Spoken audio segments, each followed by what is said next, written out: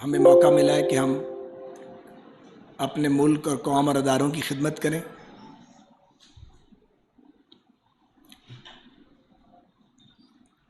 اس بار ظاہر وقت ذرا کم ہے کیونکہ ڈیوریشن کم رہ گیا ہے، تو ہماری کوشش یہ ہوگی کہ جو اسٹرکچرل ریفارمز ہیں ان کی طرف فوکس کریں اور جہاں جہاں خرابی ہے اس کو ریکور کرنے کی، ڈیمیج کنٹرول کرنے کی کوشش کریں. مجھ پر پاکستان ریلویز کی اور سول ایویشن کی ذمہ داری ہے. الحمدللہ ریلویز کا انجن ہم نے سٹارٹ کر دیا ہے. چند دن تک پوری طرح ادارہ فعال ہو جائے گا انشاءاللہ تعالی.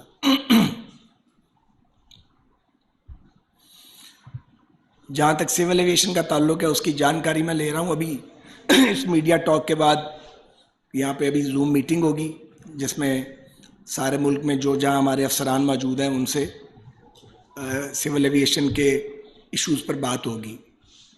تو بنیادی طور پہ ہمارا موٹو یہی ہے کہ ہم کام کرنے کے لیے آئے ہیں، ایک لمحہ بھی ضائع کرنے کے لیے نہیں. اور ہم کوشش کریں گے کہ فرق واضح ہو اور فرق نظر آئے. نہ کسی سے کوئی انتقام لینا ہے، نہ کسی کے خلاف کوئی انتقامی کارروائی کرنی ہے، نہ اتنا وقت ہے. ہم نے اپنی ساری انرجی جو ہے وہ اس کام پہ لگانی ہے جس کے لیے ہمیں یہاں لوگوں نے منتخب کر کے بھیجا ہے. فی الحال دو باتیں میں آپ کو ریلوے کے حوالے سے گزارش کر دیتا ہوں.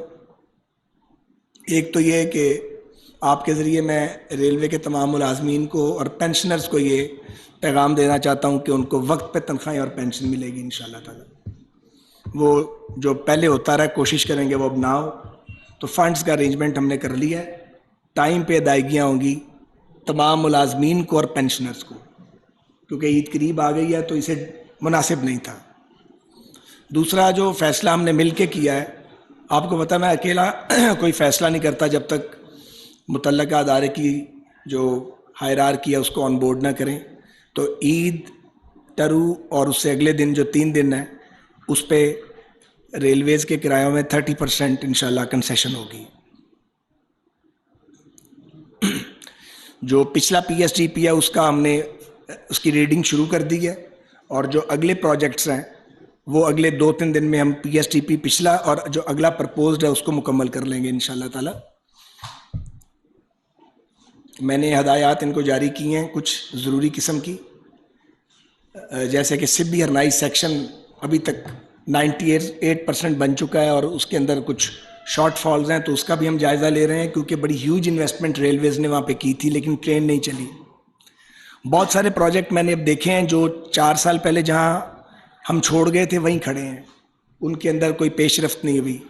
1-2 پروجیکٹ ایسے ہیں جو نیب نے جو تباہی مچائی ہے اس ملک میں اس کی وجہ سے افسران نے ہاتھ ہی نہیں لگایا اور وہ 4 سال کی تاخیر کا شکار ہو گئے ہیں. تو اب ہم اس کو دوبارہ اس کو ادارے کو ٹیک اوور کیا انشاءاللہ تعالیٰ. تو اپنے افسران، ملازمین اور ان سب کے تعاون سے انشاءاللہ پہلے جیسا ماحول واپس آ جائے گا، بلکہ آ گیا ہے. اور سیکریٹری ریلویز بھی ایک ریلوے سروس کے افسر ہوں گے، اور اسی طرح سی او ریلویز بھی، وہ تو ہوتی ریلوے سروس کے اندر سینئر موسٹ آدمی کو لگایا جائے گا میرٹ کے اوپر. کسی کو ادارے سے نکالنے کا، جو پچھلے دور میں آئے ہیں، نکالنے کا کوئی پروگرام نہیں ہے. میں فردن سب سے ملوں گا اور جو باصلاحیت لوگ ہوں گے وہ یہاں کنٹینیو کریں گے. آئی جی ریلویز بھی فیصل شاہکار ایک اچھے ویل ریپیوٹیڈ افسر ہیں، وہ بھی انشاءاللہ یہیں کنٹینیو کریں گے، اپنی پروفیشنل ڈیوٹی سر انجام دیں گے. تو یہ ابھی چند بنیادی باتیں ہیں. سول ایویشن کا محکمہ میرے لیے نیا ہے اور بہت بڑا چیلنج ہے. ریلوے اب اتنا بڑا چیلنج نہیں ہے کیونکہ وہ ہم مل جل کے سارے کر لیں گے، اور ویسے بھی آپ کے ہوتے ہوئے جو ہے وہ کسی غلطی کی گنجائش نہیں ہے، کیونکہ آپ جتنے مہربان ہیں اتنے ہی سخت ہیں، اور آپ کو سخت ہونا چاہیے کیونکہ آپ میں سے بہت سارے دوست جو ہیں وہ اپنی رائے دیتے ہیں اور ان کی رائے کا بہت فائدہ ہوتا ہے. تو میں آپ سے پھر درخواست کروں گا کہ پہلی سی اسپرٹ کے ساتھ آپ دوست جو ریلوے کے بیٹ رپورٹر ہیں اور ریلوے کو آپ سے زیادہ کوئی نہیں جانتا، آپ اپنی ان پٹ دیتے رہیں. بس میری یہ درخواست ہوگی کہ جب آپ کوئی مائنڈ میک اپ کریں تو اس سے پہلے ہماری رائے ضرور سن لیں, فیصلہ آپ کریں, لیکن ہماری رائے لے لیں. ہو سکتا ہے انفارمیشن درست ہو سکتا ہے انفارمیشن درست نہ ہو. تو ہم آپ سے پورا تعاون کریں گے انشاءاللہ تعالی, اور پاکستان ریلوے کو واپس ٹریک پہ لائیں گے. اور اسی طرح ابھی پی آئی اے کے معاملات سامنے آنے والے ہیں. ابھی اس پریس کانفرنس کے بعد ایک کمپریہنسو زوم پہ میٹنگ ہوگی جس میں چیزیں سامنے آئیں گی, کچھ چیزیں سامنے آنا شروع ہو گئی ہیں. تو انشاءاللہ تعالیٰ پھر اس پہ بھی معاملات جب سامنے آ جائیں گے تو اپنی رائے آپ کے سامنے رکھیں گے. آپ جانتے ہیں کہ ریلوے ہیڈ کوارٹرز میں ماضی میں کبھی سیاست پہ بات نہیں کرتا تھا. آپ سوال بھی کرتے تھے تو میں اس کو ٹال دیتا تھا. میں اب بھی ایسا ہی کرنا چاہ رہا ہوں, لیکن حالات بدل گئے ہیں اور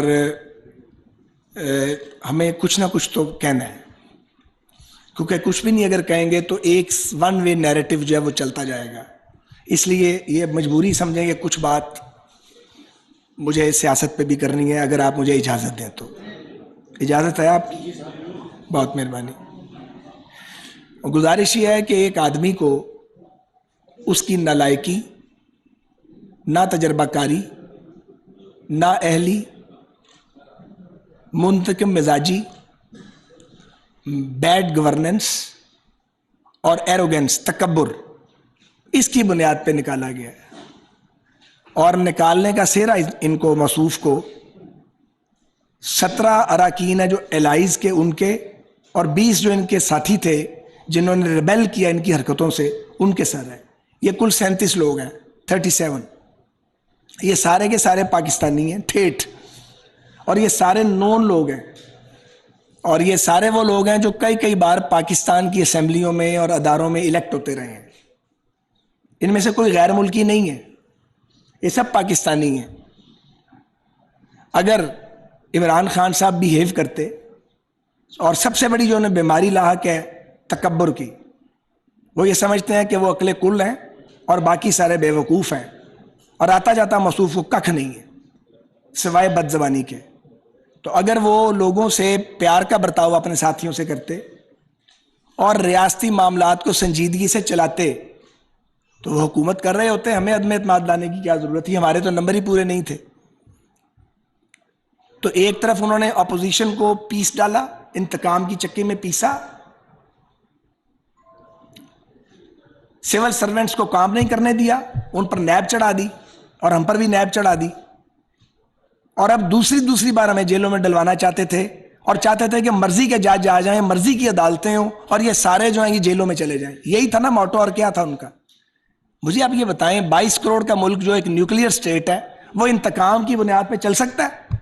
جہاں لوگوں کے پاس کھانے کے لیے روٹی اور پہننے کے لیے کپڑا نہیں ہے, جہاں کلین ڈرنکنگ واٹر آپ لوگوں کو نہیں دے سکتے, جس کے شہروں میں سیوریج کھڑا رہتا ہے اور پونڈنگ ہوئی ہے, اور ہم 50 سال پرانی زندگی گزار رہے ہیں, دنیا 50-100 سال آگے جا چکی ہے.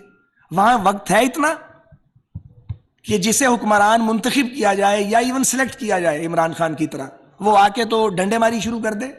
اس شخص نے کی, پہلے اس نے ہمیں چور بنانے کی کوشش کی, سب ملے ہوئے تھے, اور جناب چور بنانے کی کوشش کی. پھر ہمیں دائرہ اسلام سے خارج کروانے کی کوشش کی, اور جب سب کچھ فارغ ہو گیا, کوئی حربہ جو ہے وہ کامیاب نہیں ہوا, تو اب کہہ رہا کہ غیر ملکی سازش ہے. تو کل نواز شریف صاحب نے ٹھیک کہا کہ تم نے ایٹمی دھماکہ کیا جو تمہارے خلاف غیر ملکی سازش ہوگی. تم سی پیک لائے ہو, معاشی دھماکہ کیا جو کوئی تمہارے خلاف ہوگا. تم نے کیا کیا ہے؟ کیا یہ ہے کہ آپ نے کشمیر جو ہے وہ مودی کی جھولی میں ڈال دیا, چوں نہیں کی. کیا یہ ہے کہ آپ کو جب ٹرمپ ملا تو آپ نے کہا میں دوسرا لگتا ہے ورلڈ کپ جیت کے آیا ہوں. یہ میرے الفاظ تو نہیں ہے. کیا یہ ہے کہ آپ نے ایک یہودی سابقہ رشتہ دار کی الیکشن کیمپین کی لندن جا کے, اور جو پاکستانی تھے صادق خان صاحب لندن کے جو میئر ہیں, ان کو اپوز کیا اوپن. کہتے دوسروں کو ہیں آپ کو شرم بھی کوئی نہیں آتی. تو یہ ہے ان کا کچا چٹھا. سو یہ اب بھنگڑے ڈالیں, یہ لڈیاں ڈالیں, یہ ڈانس کریں, یہ جو مرضی کریں, ان کے مقدر میں یہی کچھ ہے. ہم نے کام کرنا ہے, مگر یہ نہیں ہو سکتا کہ یہ بولے گا تو اس کو جواب نہیں ملے گا. جواب اس کو ملے گا, کیونکہ ظاہر ہے ہماری الیکٹریٹ, ہمارا ووٹر اور ہمارا سپورٹر کہتا ہے جی آپ جواب کیوں نہیں دیتے. تو ہم بد زبانی تو نہیں کر سکتے عمران خان اور اس کے مافیا کی طرح، پر جواب دینا تو بہرحال ہمیں آتا ہے اللہ کے فضل سے، وہ ہم دیں گے۔ تو میں کہنا یہ چاہ رہا ہوں کہ جس مراسلے کا یہ ذکر کرتے ہیں وہ مراسلہ لے جائیں نا کسی عدالت کے اندر اور کہیں کہ جی یہ غدار ہیں سارے، ان پہ مقدمہ درج کرو۔ آپ کاغذ لہراتے رہیں اور آپ سمجھیں کہ آپ کا چورن بکے گا، تو اس طرح نہیں بکتا چورن۔ یہ سازش عمران خان صاحب کے نکالنے کی عمران خان صاحب نے خود کی ہے، یہ بنی گالہ میں تیار ہوئی ہے، اور یہ سازش جو ہے اس کو جادو ٹونے کا تڑکا لگا ہوا ہے، جو پنجاب میں ہوتا رہا ہے بزدار کی موجودگی میں، اور جو نام آج کل آ رہا ہے میں اس نام کو ریپیٹ نہیں کرتا، میں خواتین کے نام نہیں لیا کرتا۔ بچے کو پتا ہے یہاں پہ ڈپٹی کمشنر اور جب ڈی پی او لگتے تھے تو کیا جاتا تھا، یہاں افسران کی تقرری کس طرح ہوتی تھی اور کون پیسے دیتا تھا۔ ابھی تو دو باتیں سامنے آئی ہیں، ایک توشہ خانہ، توشہ خانہ جو ہے وہ آپ گھر سے لے کے آتے ہیں۔ توشہ خانے میں اگر آپ سستی چیز لیتے ہیں، کسی سربراہ مملکت نے دی ہے، آپ نے خرید لی ہے، مروجہ قوانین کے مطابق قیمت جو بھی دی ہے آپ نے، اپنے گھر میں رکھو نا، کہ نیلامی کے لیے مارکیٹ میں لے جاؤ گے، تاکہ ان کو واپس جنہوں نے تحفے دیے ہیں جب ان کو پتا چلے گا ہمارے تحفے مارکیٹ میں بک رہے ہیں تو ملک کے پلے کچھ رہے گا باقی۔ ان کی بیچی ہوئی گھڑیاں انہی کے پاس چلی گئیں جنہوں نے ان کو تحفے میں دی تھی۔ پاکستان کی انہوں نے ناک کٹوا دی، شرم بھی نہیں آتی اس آدمی کو، پھر کہتا جی میں نے تو سڑک بنائی ہے۔ اور یہ جو بنی گالہ اور وزیر اعظم ہاؤس کا پھیرا تھا جو 98 کروڑ میں پڑا ہے، جواب دینا اس کا۔ بنی گالہ سے اگر آپ اپنے انٹرو لاج میں جاتے پرائم منسٹر کے تو 15 منٹ بھی نہیں لگتے پی ایم ہاؤس جانے میں۔ ویسے آپ کہتے تھے کہ میں یونیورسٹی بنا دوں گا، گورنر ہاؤسوں کی دیواریں گرا دوں گا، میں تو پرائم منسٹر ہاؤس میں رہوں گا ہی نہیں جی، میں تو 2 ملازم رکھوں گا۔ سارے ویسے ہی تھے۔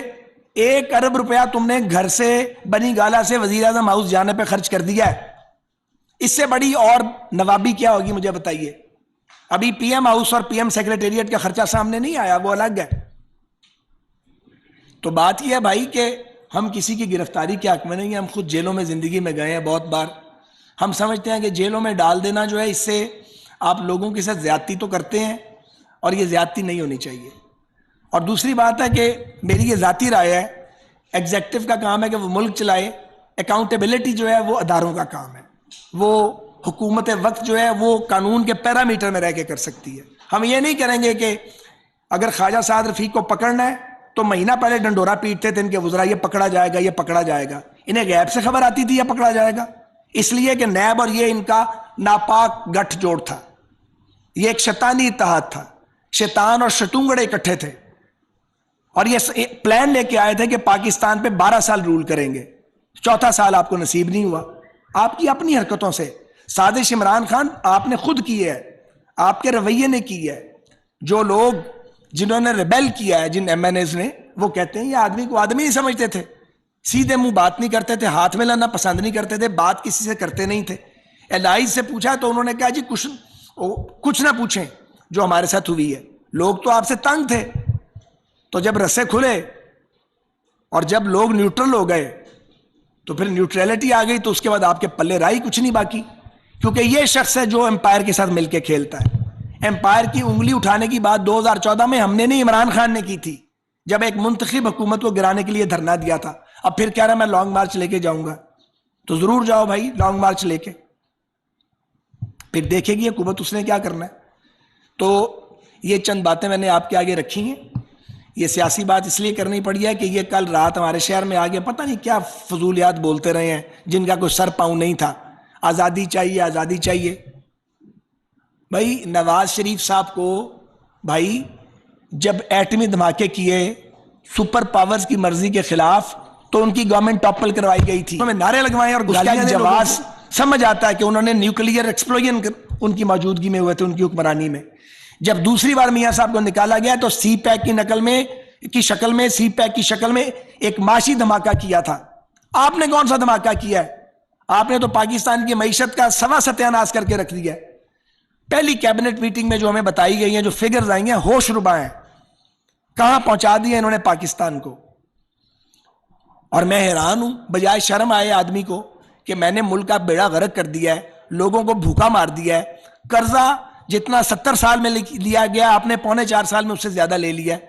مجھے بتائیں کہ لگا نظر آتا ہے؟ تو یہ ان کے کرتوت ہیں. ان کا مقابلہ سیاست کے میدان میں کریں گے، لیکن کام جو ہمارے ذمہ لگا ہے اس کا وقت ان پر برباد نہیں کریں گے. کام سنجیدگی کے ساتھ کریں گے.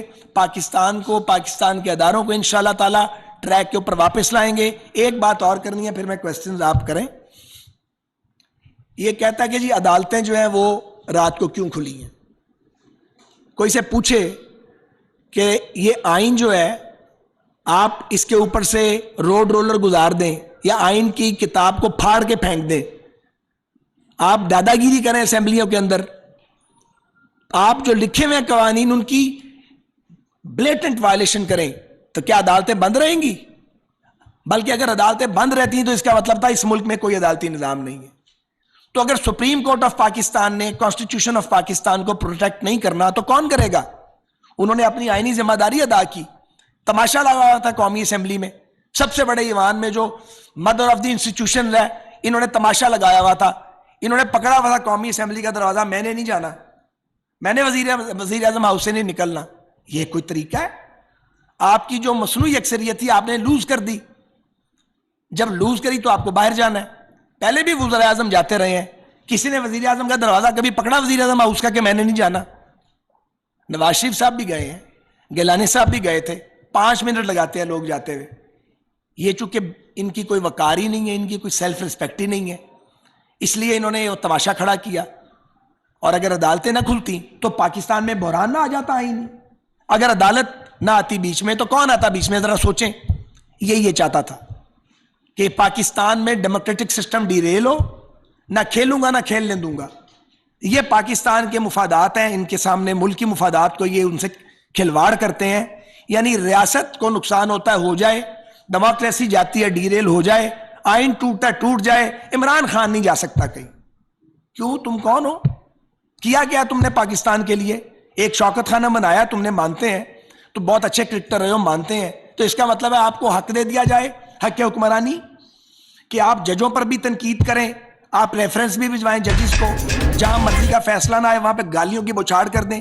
چیف الیکشن کمشنر کا پہلے آپ نام دیں، انڈرسٹینڈنگ سے اپوزیشن اور گورنمنٹ کی وہ لگیں. اگر وہ آپ کے احکامات نہ مانے غیر قانونی تو آپ چیف الیکشن کمشنر پہ دھاوا بول دیں. اور اگر آپ کو نظر آئے کہ جی اسٹیبلشمنٹ نیوٹرل ہے تو آپ نیوٹرل کے مختلف معنی دینا شروع کر دیں آپ، اور آپ جلسوں میں نعرے لگوائیں اور گالیاں دیں لوگوں کو. تو یہ برداشت نہیں کیا جائے گا، اسے قبول بھی نہیں کیا جائے گا، اور اس کا سیاست کے میدان میں جمہوری رویے کے ساتھ مقابلہ کیا جائے گا. پاکستان ریلوے کے حوالے سے سوال ہے.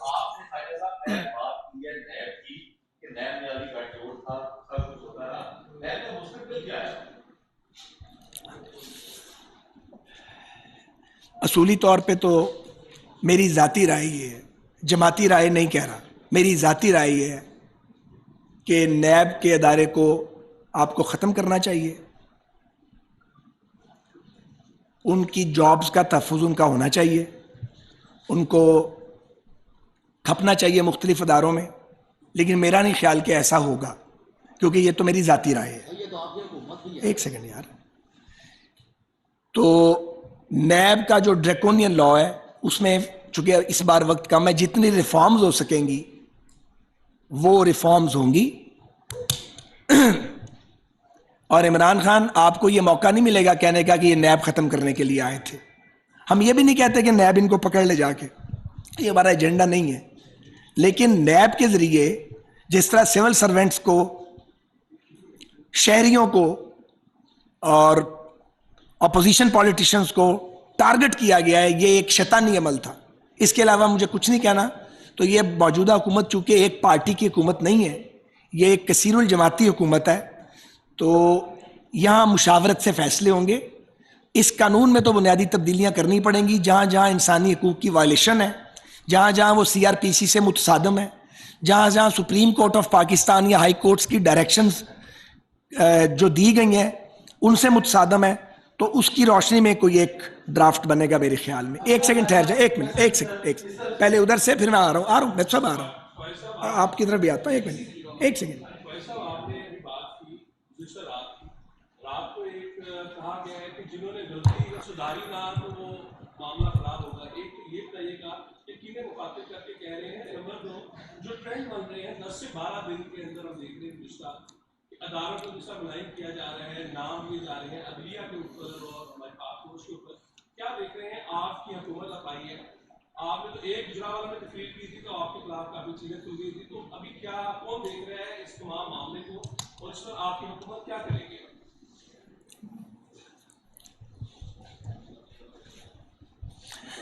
عاصم صاحب نے نا مجھے پھنسانے والا سوال کیا، ویسے چھوٹے بھائی والا کام نہیں کیا. اچھا جی، گزارش یہ ہے کہ آئین پاکستان کا تحفظ اور آئینی حدود میں کام کرنے والے اداروں کا تحفظ یہ ہر حکومت کی ذمہ داری ہے. دوسری بات یہ ہے کہ کوئی اگر یہ سمجھے کہ وہ جلسے کر کے سوشل میڈیا پہ پیسہ لگا کے گالم گلوچ کر کے وہ اداروں کو بلیک میل کرے گا، جو کہ عمران خان اور ان کا ٹولہ کر رہا ہے، تو اس کی تو اجازت نہیں دی جانی چاہیے. اس کو کاؤنٹر کرنا چاہیے اور اس کا کاؤنٹر نیریٹو جو ہے وہ سامنے آنا چاہیے. اور یہ جو آج میں آپ سے گفتگو کر رہا ہوں، جو میں پہلے کبھی کرتا نہیں تھا ریلوے ہیڈ کوارٹر میں، شاز ہی کبھی کی ہوگی، یہ بھی اسی سوچ کا نتیجہ ہے کہ اپنا کام بھی کریں، لیکن ان کی جو الزام تراشی ہے اس کو بھی اس لیے کاؤنٹر کرنا ضروری ہے، بات کرنی ضروری ہے، تاکہ لوگوں کے اندر ایک طرف کی بات نہ جائے.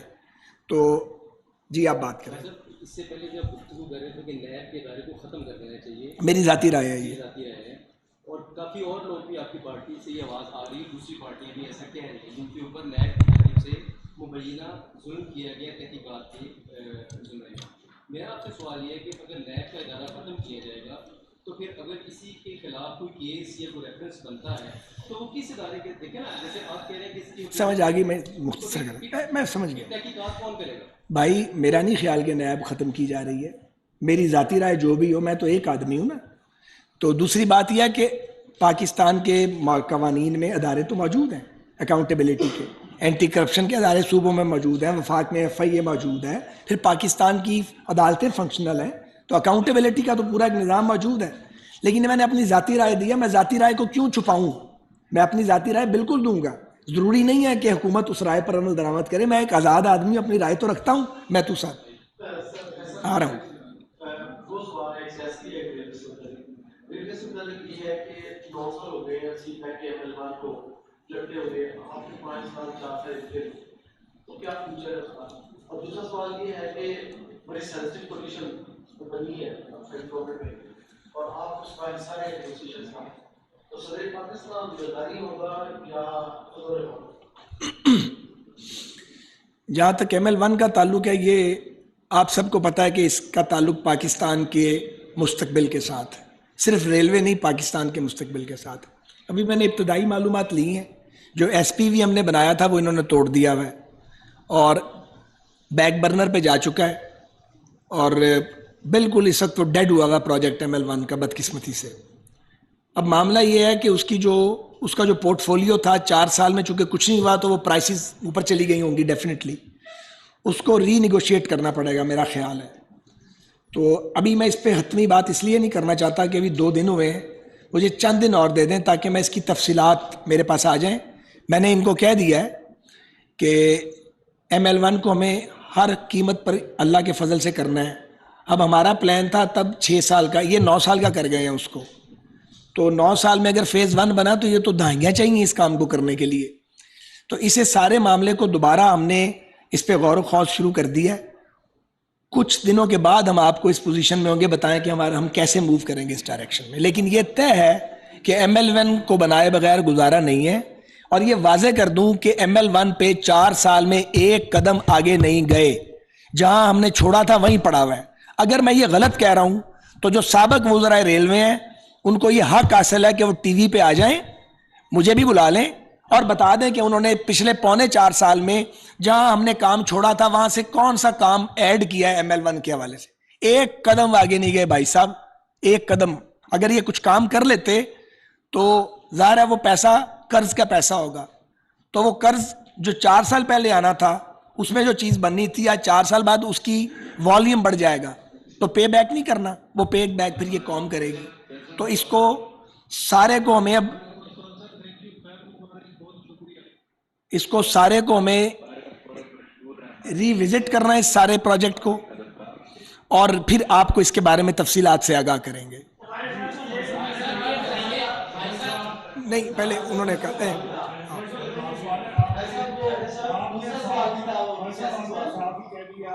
میں بتاتا ہوں یار، یہ کسی کا کوئی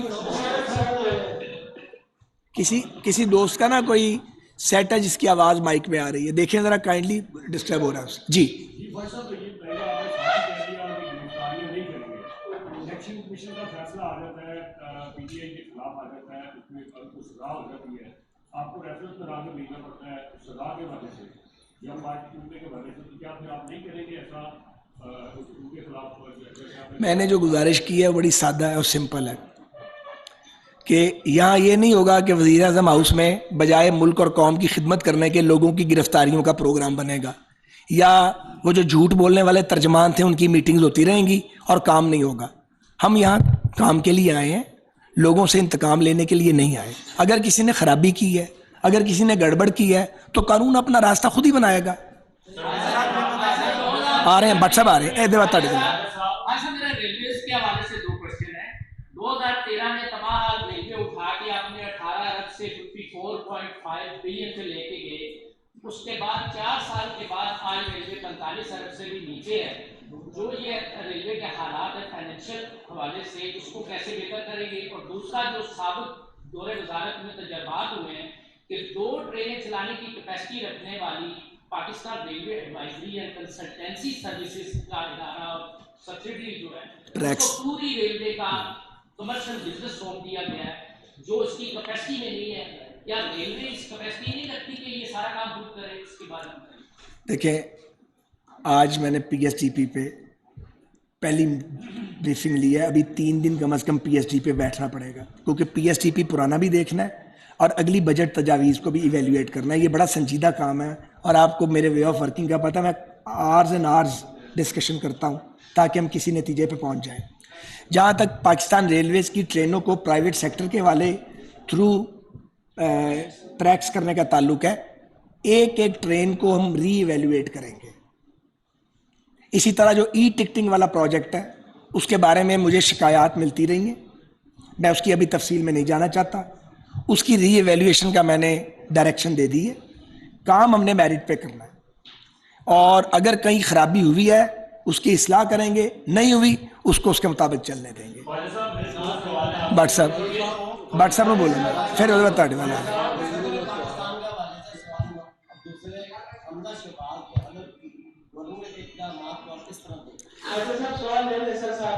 دیکھیں جی، جو یہ ابھی میتھو صاحب نے بھی سوال کیا تو تسی بھی بٹ صاحب وہی سوال کر دیتا ہے ایکو لائن اگلے صدر مملکت کے انتخاب کے حوالے سے.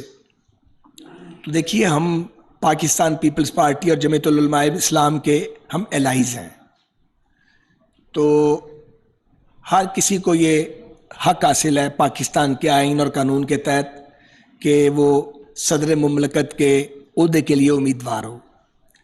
تو اس کے لیے جب وقت آئے گا تو متحدہ اپوزیشن ایک ہی فیصلہ کرے گی. اس میں یہ فیصلہ اجلت میں کرنے والا فیصلہ نہیں ہے.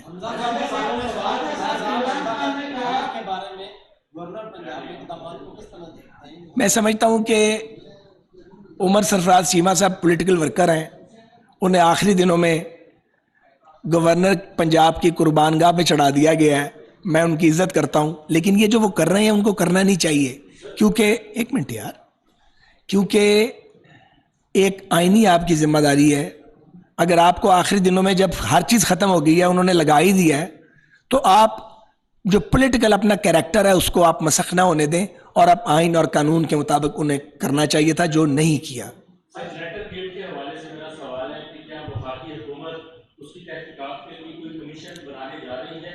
لیکن خان صاحب نے رات جلسے میں کہا کہ جو بھی کمیشن بنے گا میں اس کو مسترد کرتا ہوں. دوسرا، آپ کے دوست فواد چودھری جن سے آپ اسمبلی میں خوشخبری کے حوالے سے، ان کا یہ کہنا ہے کہ اگر ہمارے اسٹیبلشمنٹ سے تعلقات ٹھیک ہوتے تو آج ہم اس اسٹیج پہ نہ ہوتے، لیکن آپ کو سیلاب منہرف اراکین اور باقی لوگوں کو دے رہے ہیں، جس میں کتنی حقیقت؟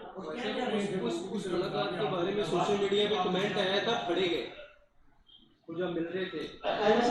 سوال ہے اگر آپ اجازت دیں تو ان کے ساتھ اسی کے ساتھ بھی بتا دیتا ہوں. میرا خیال آپ سوال کرتے رہے، میں پھر ایک ہی بار جواب دیتا ہوں. जिन्होंने मुझे निकाला वो गलती का अजाला करना चाहे तो इलेक्शन अनाउंस कर दें।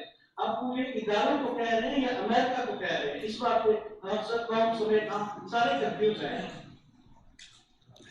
और कोई सवाल है कि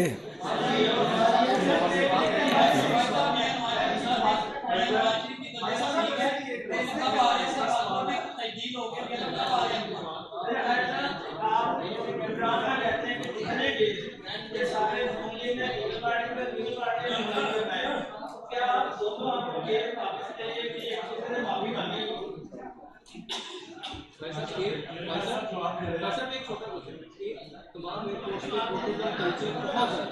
प्रोटोकॉल कल्चर एयरपोर्ट्स पे बहुत ज़्यादा, उस पर क्या बताया?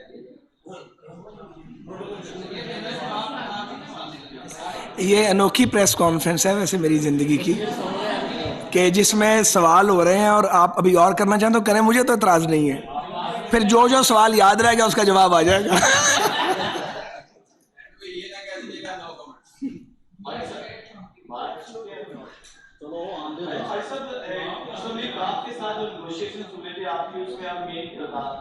अच्छा, आपने चौधरी परवेज लाई को रिकमेंड करके सब कुछ हो गया, लेकिन अब जो है चौधरी परवेज लाई के साथ तरफ चले गए और चौधरी शुजात साहब आपकी तरफ आ गए, इस डिवीजन को कैसे देखते हैं? चौधरी शुजात हुसैन साहब एक ऑनरेबल सियासतदान है। जब हमने चौधरी परवेज लाई साहब को उनके घर जाके वजारत आला की पेशकश की थी, उस पेशकश के वक्त यानी उस दिन शायद उस दिन तो वो नहीं थे चौधरी साहब, नहीं थे चौधरी साहब भी थे उस दिन, आ गया याद मुझे तो। लेकिन उस पेशकश से पहले जो डिस्क्रीट मीटिंग्स हुई थी उनमें भी चौधरी साहब मौजूद थे, चौधरी साहिबान मौजूद थे। शुजात साहब ने अपनी ज़बान की पासदारी की है, तारक बशीर चीमा साहब ने अपनी ज़बान की पासदारी की है। उन्होंने जब कमिटमेंट कर लिया है तो फिर अपनी अजीज़दारी को रास्ते में रुकावट नहीं बनने दिया। यही वजह है कि हमने तारक चीमा साहब से भी दरख्वास्त की और शुजात साहब को भी रिक्वेस्ट की कि वो सालिक साहब को इजाज़त दें और उनको फेडरल कैबिनेट में लेना चाहिए। सालिक हुसैन बड़ा इज़ ए जेंटलमैन, मैं उनको मिला हूँ, कम मिला हूँ। शुजात साहब का साहबजादा, वो अपने वालिद की तस्वीर है। तो ऐसे लोगों को आगे लाना चाहिए और उनके तवानाई से और उनकी सलाहियत से काम लेना चाहिए।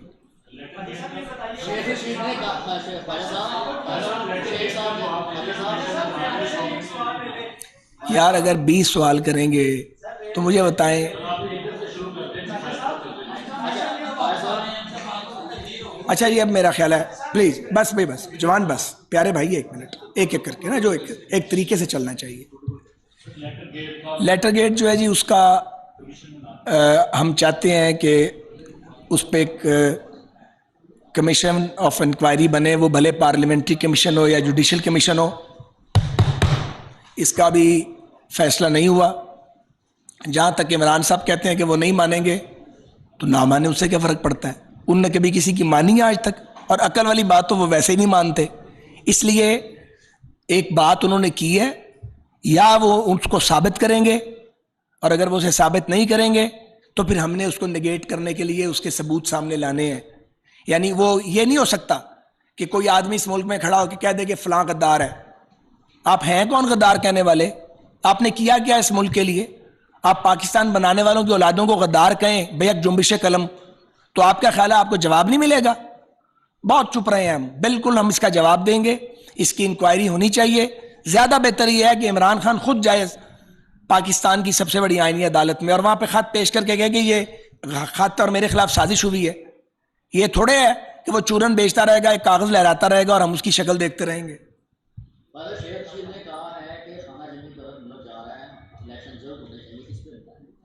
उसके मैं बातों को सीरियसली नहीं लेता।